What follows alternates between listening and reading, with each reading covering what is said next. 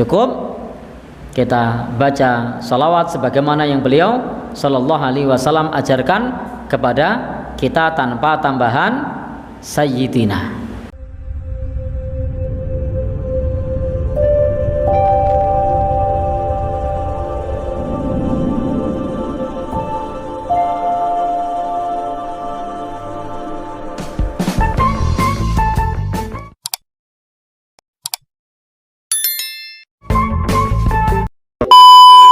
Di antara kekeliruan di dalam duduk tasyahud adalah saat membaca sholawat ditambah sayyidina. Jadi ditambah sayyidina. Ini satu kekeliruan karena ibadah itu pada asalnya adalah ittiba, mengikuti. Mengikuti semua yang datang dari Nabi Shallallahu alaihi wasallam, dan ini merupakan kesempurnaan ibadah. Jadi ibadah kita itu mengikuti petunjuk Nabi, dan ini merupakan kesempurnaan ibadah kita adalah ittiba. Memang betul Nabi adalah sayyid atau penghulu kita. Nabi adalah imam kita. Nabi adalah teladan kita. Nabi adalah guru kita. Tapi kita beribadah kepada Allah dengan mengikuti ajaran yang dibawa oleh Nabi dengan sebaik-baiknya. Tidak perlu ditambah dengan lafaz sayyid atau penghulu atau guru atau imam atau teladan atau yang lainnya.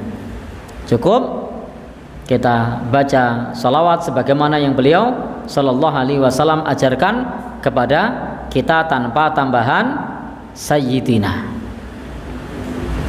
Lalu banyak orang menyebut kalau tidak pakai sayyidina berarti tidak sopan, nyebut nama Nabi kok langsung namanya. Jadi banyak orang yang khawatir menyebut nama Nabi kok langsung namanya. Masa Allahumma sholli ala Muhammad kaya rotonggone. Tambahlah Allahumma sholli ala sayyidina biar sopan misalnya. Maka ungkapan ini seolah-olah logis, seolah-olah benar. Tapi sebenarnya ini tidak logis dan tidak benar. Kenapa tidak logis dan tidak benar? Karena kita ibadah itu mengikuti tuntunan Nabi. Kita mengikuti tuntunan Nabi, dan Nabi tidak mengajarkan nambahi itu.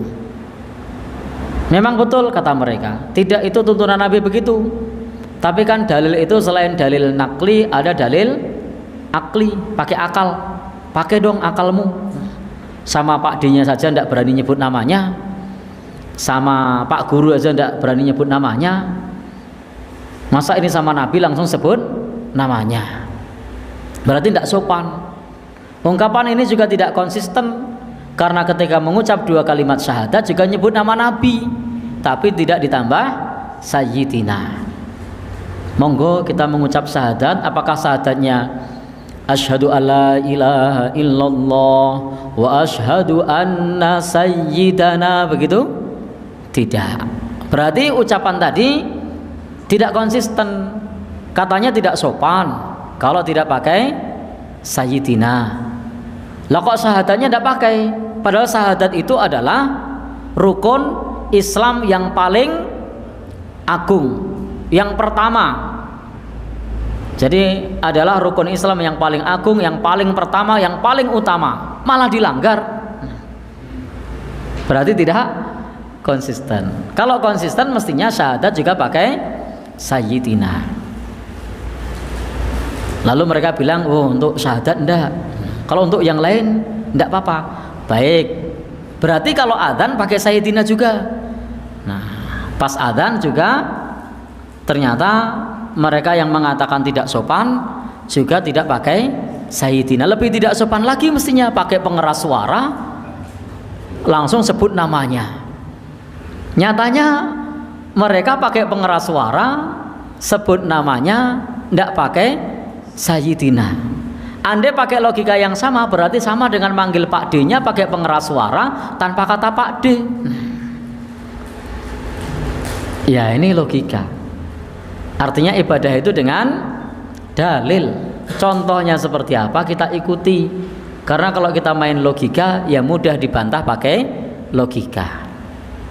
Nyatanya pas adzan tidak pakai sayyidina, nyebut Nabi juga loh itu, nyebut nama beliau.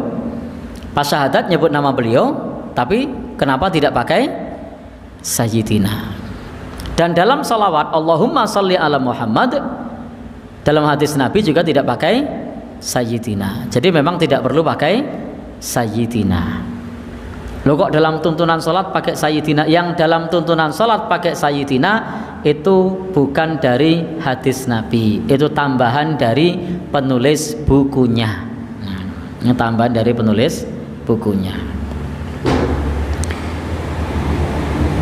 Maka tidak pernah disinyalir dalam Al-Quran atau Sunnah bahwa Nabi Shallallahu Alaihi Wasallam dan para sahabatnya sesudahnya mengucapkan kata sayyidina dalam tasyahud. Maka sebagai konsekuensi ini hendaknya kita juga tidak patut untuk melampaui apa yang disyariatkan Nabi kita Shallallahu Alaihi Wasallam. Maka ucapan tasyid atau mengucapkan sayyid itu tidak memiliki landasan sama sekali dan tidak diriwayatkan dari Nabi Shallallahu Alaihi Wasallam, tidak pula dari sahabat, tidak pula dari tabi'in. Tidak diriwayatkan yang menjelaskan bahwasanya membaca sholawat dengan sayyidina. Yang ada adalah ungkapan Nabi bahwasanya aku adalah sayyid. Nah, jadi beliau mengatakan aku adalah sayyid, tapi tidak menyebutkan dengan lafaz panggillah aku sayyid. Jadi Nabi tidak meminta kita untuk memanggil sayyid, tidak ada. Dan juga mengajarkan lafaz tidak pakai sayyid. Demikian pula para sahabat memahaminya juga tidak pakai sayyid. Padahal di dalam masalah ibadah, pemahaman terbaik itu adalah memahami dengan pemahaman para sahabat Rasulullah Sallallahu Alaihi Wasallam. Lu kok bisa? Ya, karena rekomendasi Al-Quran begitu. Al-Quran merekomendasikan as-sabiqunal awwalun minal muhajirin wal ansar walladzina tabauhum radhiyallahu anhum wa radu'an. Yang Allah ridhoi dan mereka ridho itu adalah as-sabiqunal awwalun. Kemudian siapa? Minal muhajirin. Kemudian siapa? Wal ansar. Kemudian siapa? Walladzina tabauhum bi ihsan. Maka generasi yang Allah ridhoi itu adalah as-sabiqunal awwalun. Siapa lagi? Muhajirin. Siapa lagi? Ansor. Siapa lagi? Yang mengikuti mereka. Berarti kalau demikian, kalau kita ingin mendapatkan ridho Allah dan Allah ridho kita, kita menjadi bagian as-sabiqunal awalun. Oh, tidak mungkin. Menjadi bagian muhajirin, tidak mungkin. Menjadi bagian ansor, tidak mungkin. Kita bisa menjadi walladzina tabauhum bi ihsan, mengikuti mereka dengan cara yang baik. Jadi kita tidak bisa menjadi bagian as-sabiqunal awalun, sudah lewat. Tidak bisa menjadi bagian muhajirin, sudah lewat. Tidak bisa menjadi bagian ansor, sudah lewat. Tapi kita bisa menjadi bagian walladzina tabauhum bi ihsan, menjadi bagian orang yang mengikuti para as-sabiqunal awalun, yang mengikuti para muhajirin, yang mengikuti orang-orang ansor dengan cara yang baik. Maka radhiyallahu anhum wa radu'an. Allah ridha kepada mereka dan mereka ridha kepada Allah Subhanahu wa ta'ala. Jadi dalam masalah ibadah jelas itu. Siapa yang diridhoi oleh Allah? As-sabiqunal awalun, muhajirin, ansor. As-sabiqunal awalun tidak memahami begitu, muhajirin tidak memahami begitu, ansor tidak memahami begitu. Demikian pula yang mengikuti mereka. Siapa? Para tabi'in tidak seperti itu. Sehingga kita tidak perlu menambahkan lafaz sayyidina di dalam sholat.